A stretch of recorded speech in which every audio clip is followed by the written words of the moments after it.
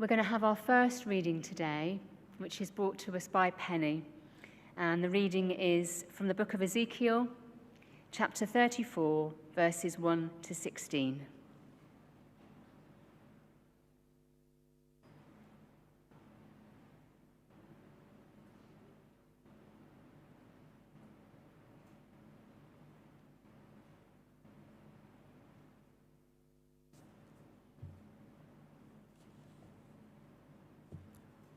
The Lord will be Israel's shepherd. The word of the Lord came to me. Son of man, prophesy against the shepherds of Israel. Prophesy and say to them, this is what the sovereign Lord says. Woe to you, shepherds of Israel, who only take care of yourselves.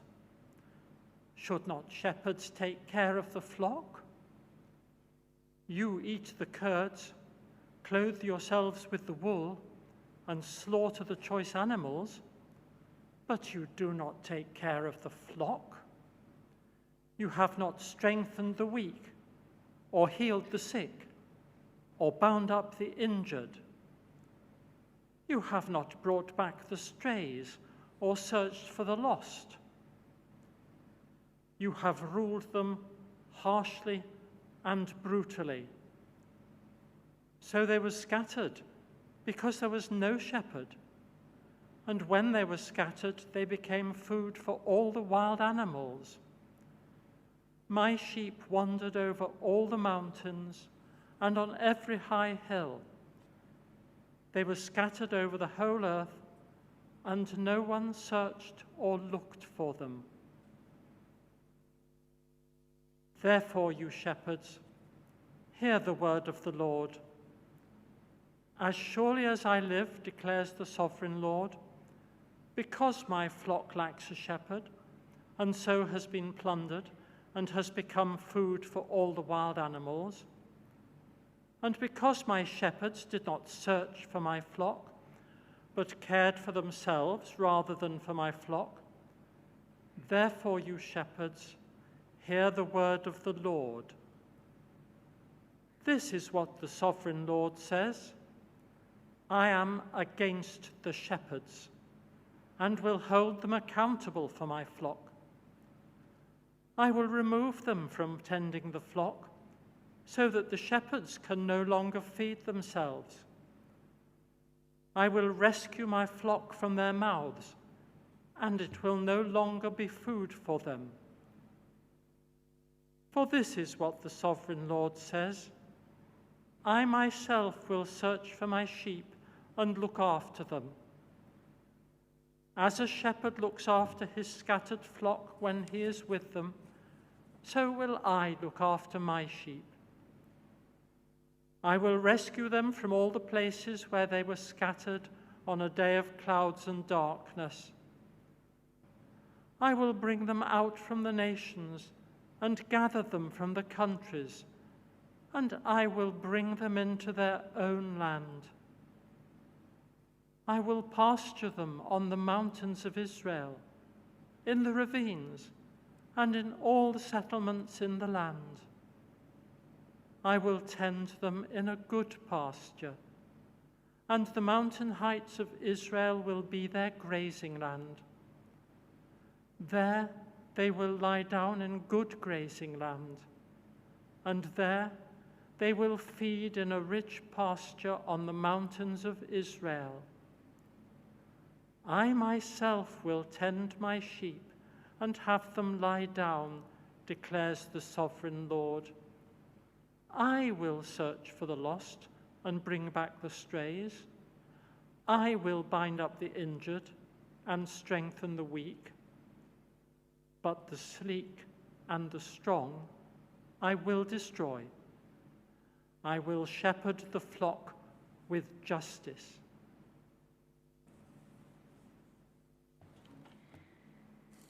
Our second reading today is from the New Testament, from the book of John.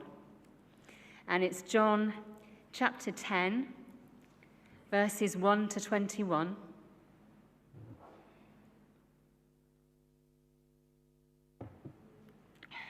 And Jesus says, "Very truly, I tell you, Pharisees, anyone who does not enter the sheepfold by the gate, but climbs in by some other way, is a thief and a robber. The one who enters by the gate is the shepherd of the sheep. The gatekeeper opens the gate for him, and the sheep listen to his voice. He calls his own sheep by name and leads them out. When he has brought out all his own, he goes on ahead of them, and his sheep follow him because they know his voice. But they will never follow a stranger. In fact, they will run away from him because they do not recognize a stranger's voice." Jesus used this figure of speech, but the Pharisees did not understand what he was telling them. Therefore Jesus said again, "Very truly, I tell you, I am the gate for the sheep. All who have come before me are thieves and robbers, but the sheep have not listened to them. I am the gate. Whoever enters through me will be saved. They will come in and go out and find pasture. The thief comes only to steal and kill and destroy. I have come that they may have life and have it to the full. I am the good shepherd. The good shepherd lays down his life for the sheep. The hired hand is not the shepherd and does not own the sheep. So when he sees the wolf coming, he abandons the sheep and runs away. Then the wolf attacks the flock and scatters it. The man runs away because he is a hired hand and cares nothing for the sheep. I am the good shepherd. I know my sheep, and my sheep know me. Just as the Father knows me, and I know the Father. And I lay down my life for the sheep. I have other sheep that are not of this sheepfold. I must bring them also. They too will listen to my voice, and there shall be one flock and one shepherd. The reason my Father loves me is that I lay down my life, only to take it up again. No one takes it from me, but I lay it down of my own accord. I have authority to lay it down and authority to take it up again. This command I received from my Father." The Jews who heard these words were again divided. Many of them said, "He is demon-possessed and raving mad. Why listen to him?" But others said, "These are not the sayings of a man possessed by a demon. Can a demon open the eyes of the blind?"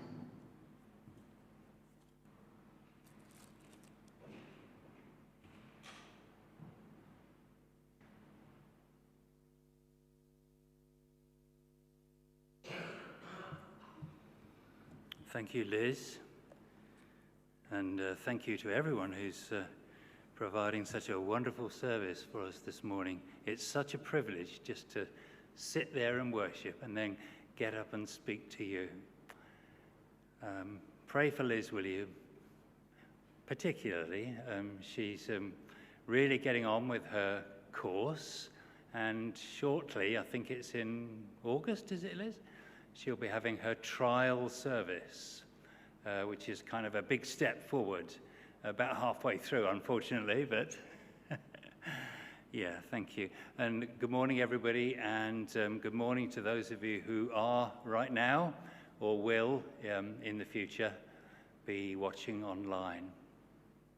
May I just take a moment before we look at this wonderful passage just to mention the Bible Book Club, which starts again in May. I think we've got a few slides. Yes. So we are studying together the book of Romans. It's one chapter a week, very approximately. I think it changes a bit towards the end, but that's okay. Roughly one chapter a week. And if you have already given your name to Amanda, and you kind of, as it were, belong to the book club, then you'll get all this information about which week is which chapter we're studying, and in particular, when we're going to have some special Bible studies here at IMC. Week 1 is chapter 1, and the Bible studies for May, or the first Bible study, is on Tuesday the 16th of May. And the last slide, I think, all the dates are there for the Bible studies. If you give your name to Amanda, or if you have given it, you will get all this information on what's happening in each week. If you've got any questions about that, just come and ask me afterwards. Thank you.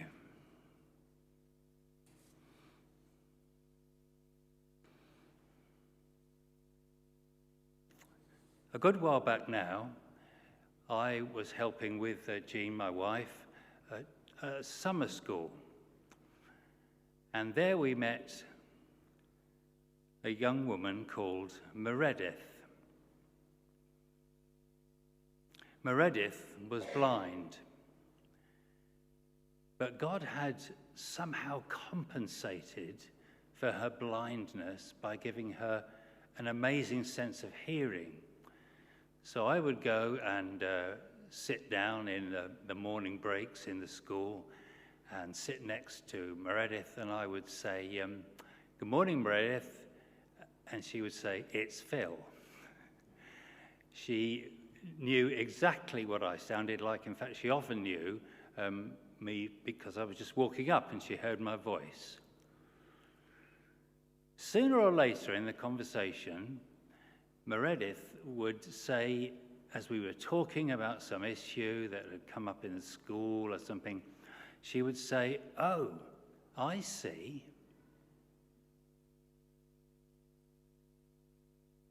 And just before this story about the shepherd and his sheep, we have a similar thing going on. Jesus has just healed a man born blind. You'd think everyone would be delighted, wouldn't you? Well, he was. He was truly delighted, if a bit confused about the whole thing. But not all were so happy. And some of the Jewish leaders, actually quite a few of them, but not all of them, to be fair, they were not so happy. I think they were challenged, threatened really, by Jesus. And that's probably what was happening. But they seized on something else, and that was that Jesus had healed this man of his blindness on the Sabbath. And that was against one of their rules. They try to get the man to side with them, but he stands as firm as he can, given that he doesn't really even know who Jesus is at that point. He won't budge. And at the end of the story, they throw him out of the synagogue. That means they kind of excommunicate him from the society that he lives in. Terrible thing to happen, actually. But he won't budge. Not exactly the best pastoral approach, would you say, that those leaders were showing. Jesus finds him and leads him to faith in himself. The fact is, the man can see something in Jesus, that the Jewish leaders can't. Something about who Jesus is. And because of that, chapter 9 finishes with a conversation about spiritual blindness. And that, in a way, is what connects us right into chapter 10 and the sheep and the shepherd. It's good to see connections in the Bible. What's really happening? Do any of you watch that, or have any of you watched that Only Connect with Victoria Cohen Mitchell? I can never get it in time. There's a connection between various things that they throw up on the screen, and I can never get them. Somebody always gets it on the team before me. But I see the point of it. What connects? And what's connecting here is that the man born blind heard the voice of the shepherd. And the opposing leaders just can't hear his voice. Is it they can't hear his voice, or is it they won't hear his voice? And so Jesus moves on to try again with other images to get them to understand who he is. Truly, truly, he starts. Or we might say, well, look at it this way. The picture he gives is of a sheepfold, and there is a gate, and there is a gatekeeper. This is a winter sheepfold, as a matter of fact, when sheep were brought down from the mountains and needed somewhere to stay. And so this sheepfold would contain sheep from lots and lots of different shepherds, lots and lots of different flocks. And the important thing is that the gatekeeper knew the shepherds. And so he was able to let the shepherds in, and they would then find their own flocks. Now, you might think that's a bit of a tall order. I mean, I've seen sheep in large flocks. We used to have even sheep that lived next door to us when we lived in Penquit. And to tell one from the other, how do you do that? But the answer is there. Liz read it. They recognize his voice. I have some slides.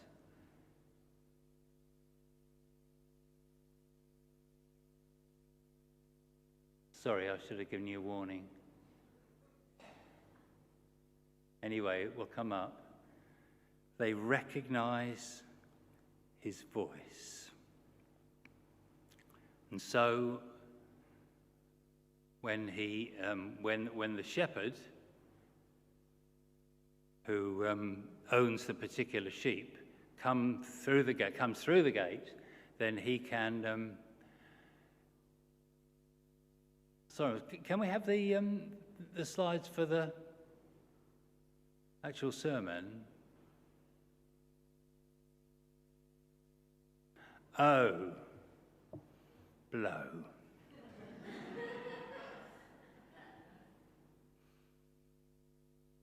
Do any of you remember the logo, the original logo for his master's voice? A dog, that's right. Listening to his master's voice. And that's what happens when the sheep are called by the shepherd. The sheep hear his voice and they follow him.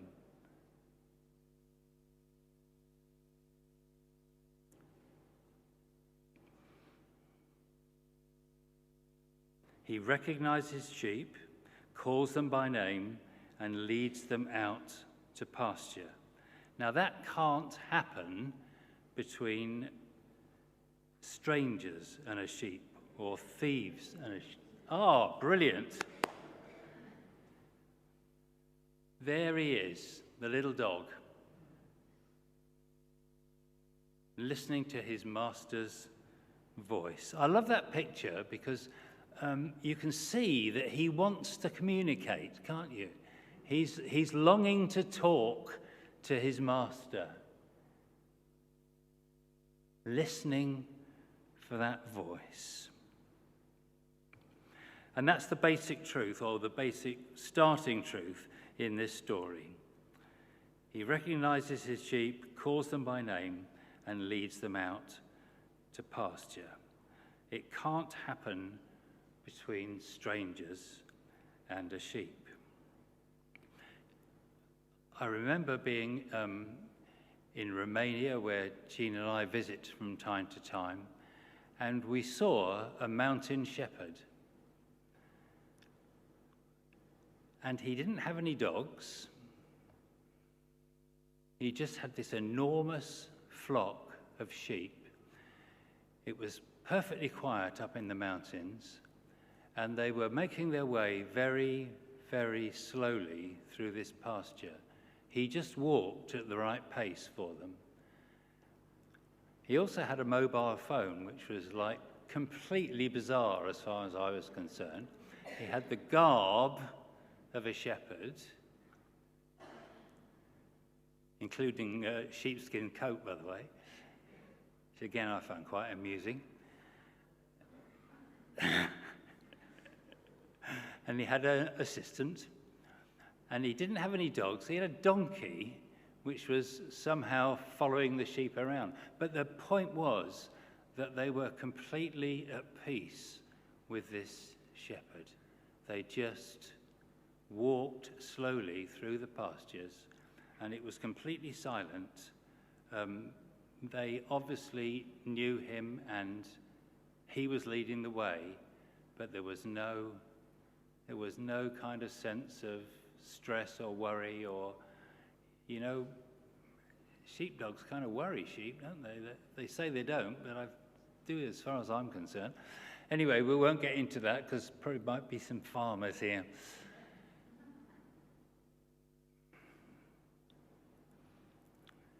Where are we? How well did the Pharisees look after the man who'd been born blind? In fact, they were furious with him, told him he was steeped in sin at birth, and they just didn't get the allusion, the reference to blindness. They didn't realize that people could see through their pride, their position, their alignments, and all the rest of it. Jesus says, John says that Jesus used this figure of speech, i.e. the sheep and the shepherds, but the Pharisees didn't get what he was saying any more than they had understood the picture of blindness.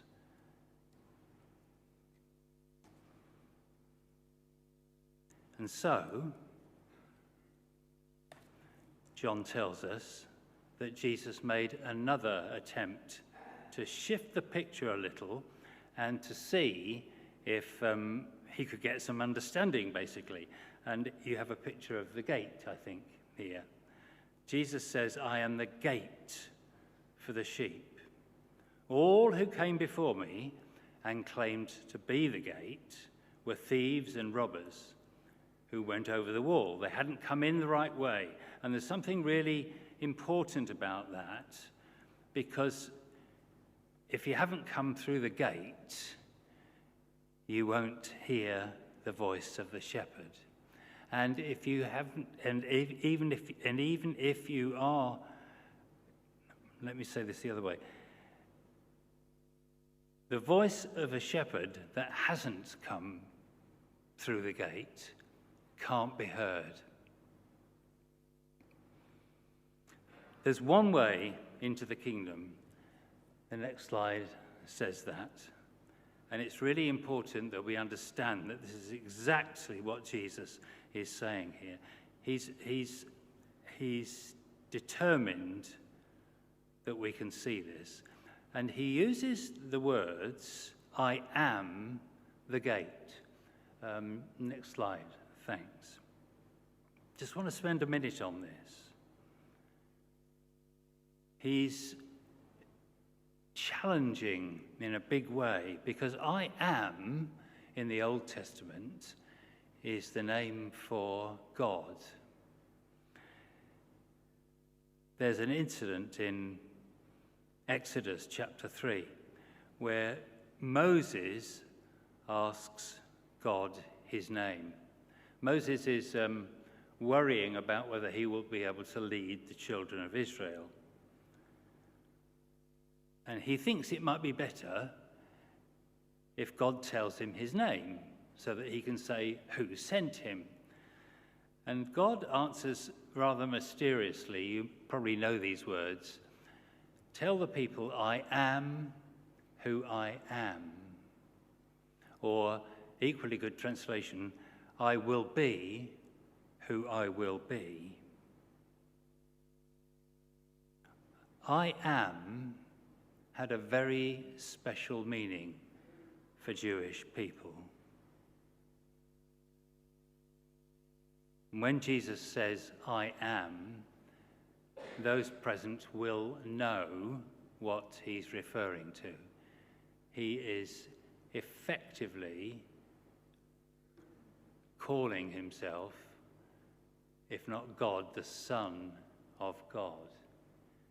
He is claiming that. So this chapter is just amazing.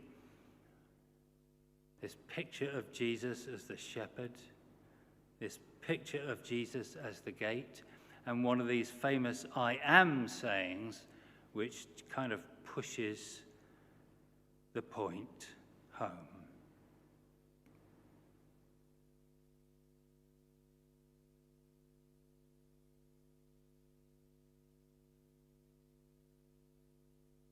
Notice the word, it's in verse 9, that whoever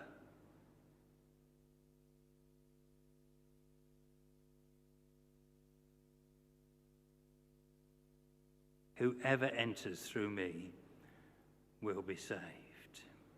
Whoever. And they will come in and go out. Thieves come to destroy the flock. I have come that they may have life to the full. Anybody who comes in through the gate will be saved, and they will find abundant life. Next slide, please. I think, yes. Picture of pasture. Abundant life. The opposite of abundant life is abundant death. Once again, there's a challenge to the bogus shepherds of then and now. Their way leads to death, not life, because they haven't themselves come in through the gate. Belief in Jesus is serious. It's a life and death issue. And so we come to the verse that everybody knows from this chapter, verse 11 and 14. I am the good shepherd. In for a penny, in for a pound. He's using I am again, just to ram that point home, if you will. I am the good shepherd. And there's another connection, there's another only connect here, and it's back to the first passage that Penny read for us this morning. Because if Jesus is the good shepherd, then who are the other shepherds? It's a hard word, isn't it, to hear. Most of the listeners would know the Ezekiel passage. If he's the good shepherd, what's he saying about us? And I love that passage in Ezekiel because God essentially says through Ezekiel, the shepherds who were shepherding Israel in the Old Testament times were not up to the job. They were raiding the flock for food. They were not looking after them. They were not making sure they were bound up when they were injured, and so on and so forth.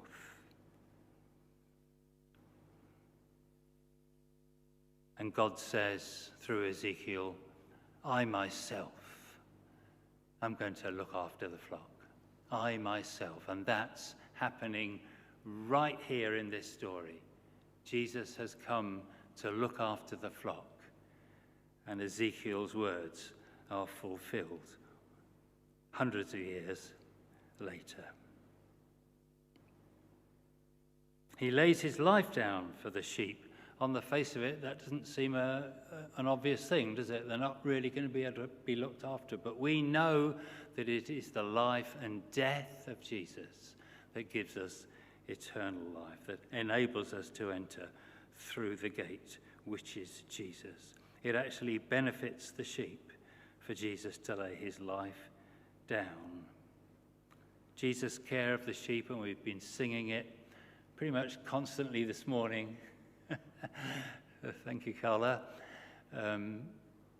He will do anything for you and for me. And there are, as the story finishes, sheep of a different fold. That's you and me, Gentile sheep, that Jesus has yet to call. So let's just draw this all together. Many of us here, most of us perhaps, have heard the voice of Jesus. There was a day for me, as I was journeying towards faith in Jesus, that the preacher said things that were so relevant to me that it could only be God speaking. I heard the voice of the shepherd. There was a day when I realized that my own self-sufficiency, and I like to be my own master, still unfortunately, was standing in the way of seeing who Jesus really was. I was blinded by my own self-sufficiency. There was a day too when I sang actually, O Holy Child of Bethlehem, descend to me, I pray, cast out my sin and enter in, be born in me today. And I entered the kingdom through the gate. At that moment, singing a carol. I knew it, you see. Something happened. I knew something had changed inside that very moment.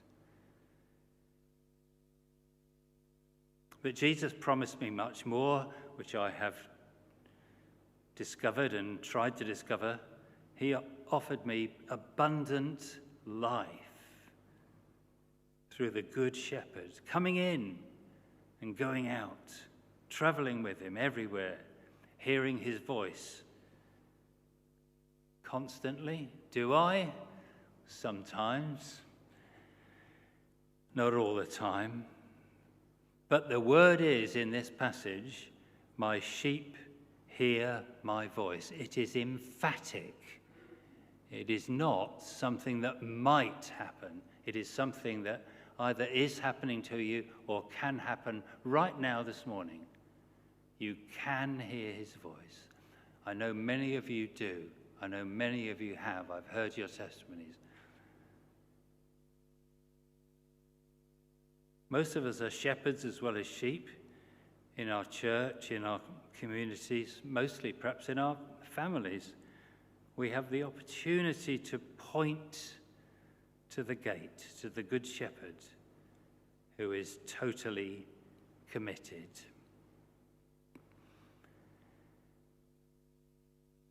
I'm through with talking. I'd like us just to have a moment of reflection. Don't want to direct it too much.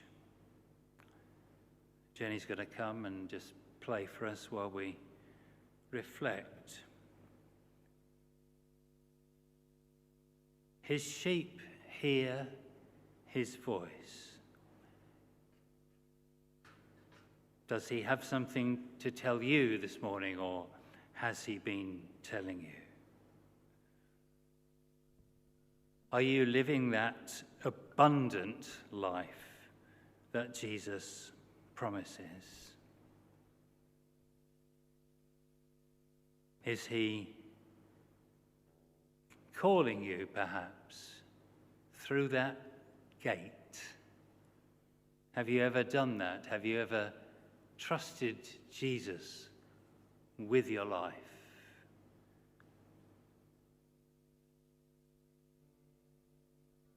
He's a good shepherd. He won't let you down.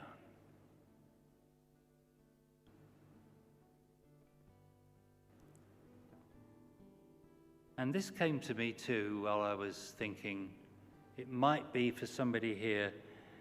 Jesus was not afraid to challenge. We often think of this as a very kind of gentle passage, and it is obviously from a pastoral, forgive the pun, point of view. It's very comforting to know that Jesus is the Good Shepherd. But the backstory, if you like, is of a man who would not let people go who didn't see who he was. And he kept on with the story. You're blind, you can't see. Let me tell you about shepherds. Let me tell you about good shepherds. Let me tell you about abundant life. Let me tell you about the gate. And I think it might be for somebody here this morning that God is just whispering in your ear about challenging wrong beliefs. Interestingly, Liz had the same thought when she prayed earlier. Did you notice that? And we didn't collude on that. I'll be quiet, and you can listen to the Good Shepherd.